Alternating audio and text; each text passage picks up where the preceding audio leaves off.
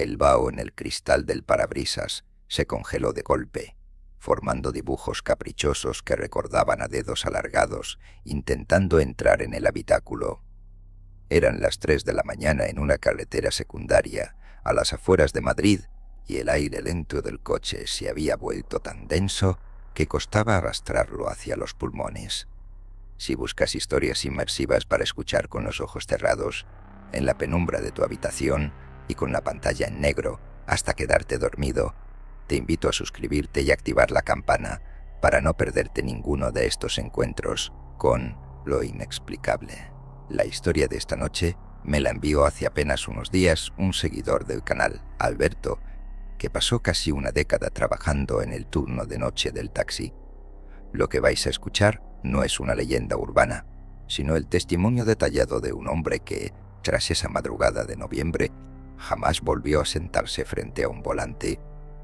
Los informes de la Guardia Civil de aquella noche hablan de un vehículo detenido en mitad de la calzada con todas las puertas abiertas, pero lo que Alberto vivió dentro de ese coche no figura en ningún archivo oficial. Alberto siempre dice que el taxi es un confesionario con ruedas. En la penumbra del vehículo, la gente suele soltar lastre, contar sus pecados o sus penas a un desconocido al que seguramente no volverán a ver. Él estaba acostumbrado a los borrachos melancólicos, a las parejas que discuten en silencio y a la soledad de las avenidas vacías. Aquella noche, sin embargo, el silencio era distinto. Era un silencio que pesaba, apenas que ocupaba espacio en el asiento del copiloto. Llevaba ya 12 horas de servicio. Estaba agotado. Necesitaba ese último trayecto para cubrir los gastos de la semana y poder pagar la matrícula de la universidad de su hija, un detalle que le rondaba la cabeza constantemente y que le obligaba a forzar la máquina más de lo debido. El cansancio le provocaba una especie de visión de túnel, donde solo existían las líneas blancas de la carretera y el parpadeo de las farolas que se quedaban atrás. Fue entonces cuando la vio. Estaba de pie en una zona donde no había paradas de autobús, ni casas, ni farolas. Una figura delgada, envuelta en un abrigo oscuro que parecía absorber la poca luz de los faros. No hizo un gesto exagerado, simplemente levantó una mano pálida. Alberto, movido por el instinto y la necesidad de ese último servicio, pisó el freno. El coche se detuvo con un leve chirrido de las pastillas de freno que sonó desproporcionadamente alto en la quietud de la noche. La mujer abrió la puerta trasera derecha.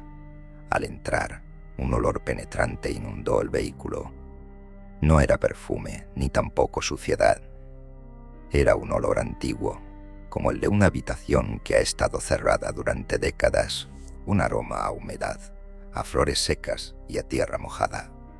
Alberto saludó por cortesía, pero no obtuvo respuesta inmediata. Ella se limitó a dar una dirección en un susurro apenas audible. Una calle en el centro, en una zona de edificios señoriales y portales de madera pesada. Alberto puso el coche en marcha. A medida que avanzaba, notó que la temperatura dentro del habitáculo bajaba de forma antinatural. No importaba cuánto subiera la calefacción, el aire que salía por las rejillas se sentía tibio frente a la frialdad gélida que emanaba del asiento de atrás. Empezó a sentirse observado. No era la mirada habitual de un pasajero distraído, sino una presión física en la nuca, como si unos ojos estuvieran clavados en su cuello con una intensidad eléctrica.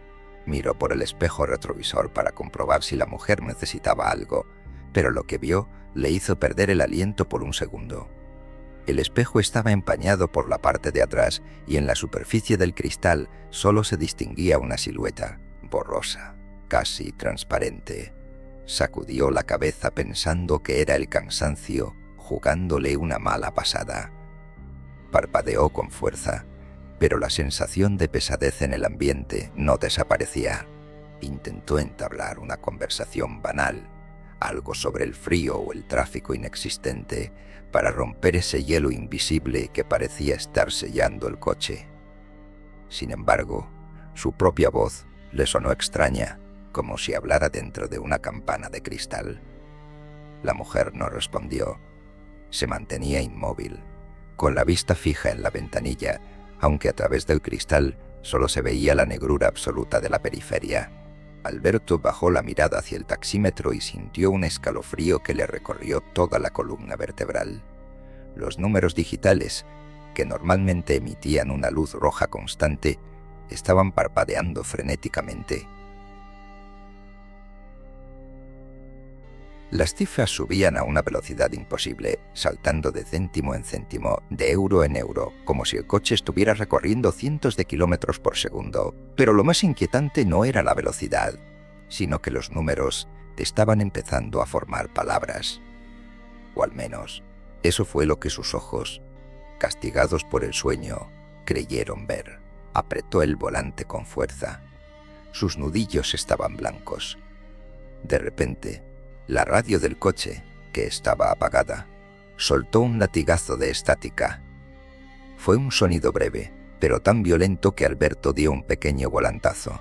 Intentó apagarla de nuevo, pulsando el botón varias veces, pero el ruido persistía, transformándose poco a poco en un murmullo de voces superpuestas, como si cientos de personas estuvieran susurrando a la vez, en un idioma que no lograba identificar. En ese momento, Alberto decidió que ya no le importaba el dinero de la carrera. Quería que esa mujer bajara de su coche. Quería llegar a la luz de las calles del centro, donde hubiera gente, donde la realidad volviera a tener sentido.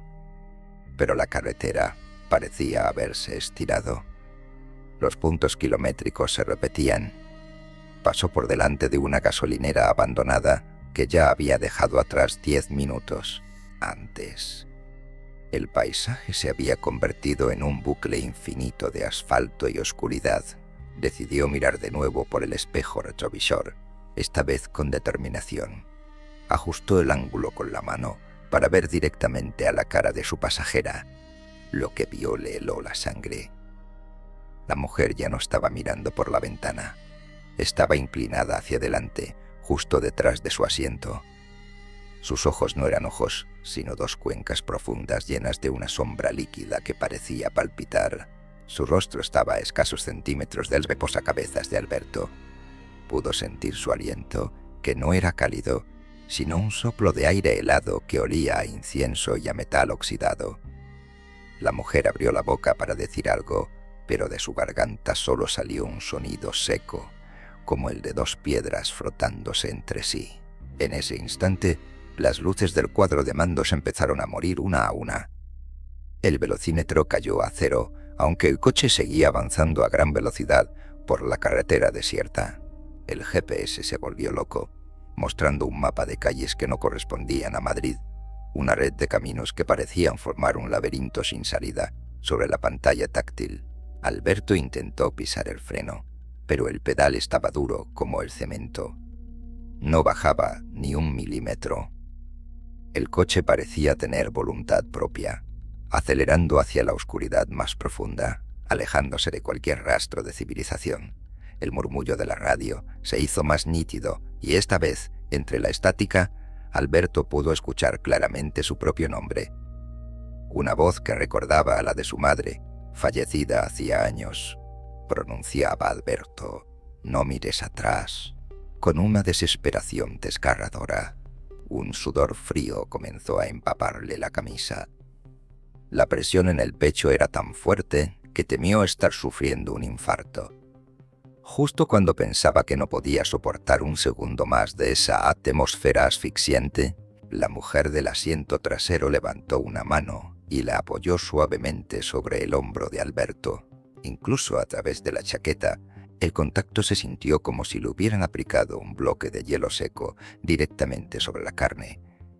El frío era tan intenso que le provocó un dolor agudo, punzante. Ella se acercó aún más, pegando sus labios invisibles a la oreja del conductor. En el silencio sepulcral del habitáculo, donde solo se escuchaba el latido desbocado del corazón de Alberto, la mujer pronunció una sola frase, con una voz que parecía venir de un lugar muy lejano, de debajo de la tierra. «Alberto, tú no deberías haber parado esta noche». En ese preciso momento, Los faros del coche se apagaron por completo, sumergiéndolo todo en una negrura absoluta. Alberto solo pudo sentir cómo el coche comenzaba a virar violentamente hacia un lado, hacia donde el asfalto terminaba y empezaba el vacío, mientras la presión de la mano en su hombro se convertía en un agarre de hierro que empezaba a hundirse en su piel. El vacío no fue una caída, sino una absorción. En el momento en que los neumáticos perdieron el contacto con el asfalto, Alberto sintió que el coche no se precipitaba por un barranco, sino que era engullido por una garganta inmensa. La presión en su hombro se volvió insoportable, un frío que ya no solo congelaba su piel, sino que parecía estar cristalizando su propia sangre. Los labios de la mujer, aún pegados a su oído, exhalaron un último suspiro que no contenía aire, sino el peso de décadas de abandono. Entonces, la negrura absoluta se rompió por un destello blanco, ensordecedor y seco. El informe pericial de la Guardia Civil, registrado 3 días después en el kilómetro 42 de la carretera secundaria MA103, describe una escena que desafía toda lógica forense.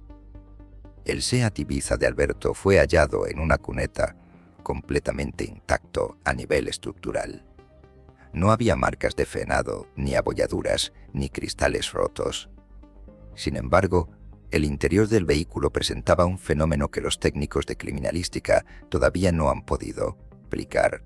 La temperatura interna del habitáculo, a pesar de estar a pleno sol de agosto cuando fue descubierto, se mantenía estancada en los 20 grados bajo cero.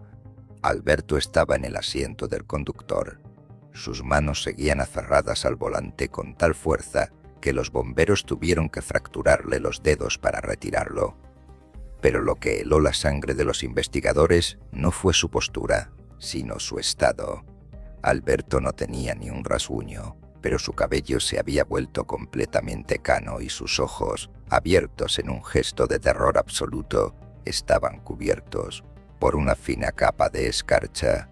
Según la autopsia, murió por una hipotermia fulminante en cuestión de segundos, algo imposible dentro de un vehículo cerrado en una noche de verano madrileña. El dato que la investigación oficial decidió omitir en el comunicado de prensa fue el hallazgo de la cámara de seguridad interna que Alberto había instalado meses atrás por miedo a los robos. En la grabación, que dura exactamente 6 minutos, se observa a Alberto hablando solo y mirando aterrado hacia un asiento trasero que, a ojos de la lente, permanece vacío durante casi todo el metraje. Sin embargo, en el último segundo, justo antes de que la imagen se funda a negro, una mano delgada, pálida y con las uñas desgastadas hasta el hueso, aparece desde la oscuridad y presiona el botón de apagado de la cámara desde el interior. Esa mano llevaba un anillo de compromiso que coincidía con el de una mujer desaparecida en ese mismo tramo en 1994, un caso que nunca se cerró porque el cuerpo jamás fue hallado. Alberto no la conocía, pero esa noche, al detenerse por cortesía, se convirtió en el vehículo que ella necesitaba para dejar de estar sola en el bucle de la carretera. Hoy, la M-103, segunda sigue ahí, serpenteando bajo la luna.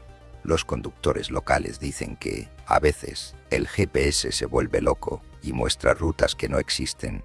Dicen que si ves a alguien en el arcén, lo mejor es acelerar y fijar la vista en el frente. Porque si te detienes, si decides ser el buen samaritano en la hora de las sombras, podrías terminar siendo la próxima página de un informe policial que nadie se atreve a leer en voz alta. La noche es larga y el camino está lleno de rincones donde la luz no se atreve a entrar. Si sientes que algo camina a tu lado en el silencio de tu habitación, suscríbete y mantengamos la luz encendida un poco más. Solo así sabré que sigues ahí, al otro lado de la oscuridad.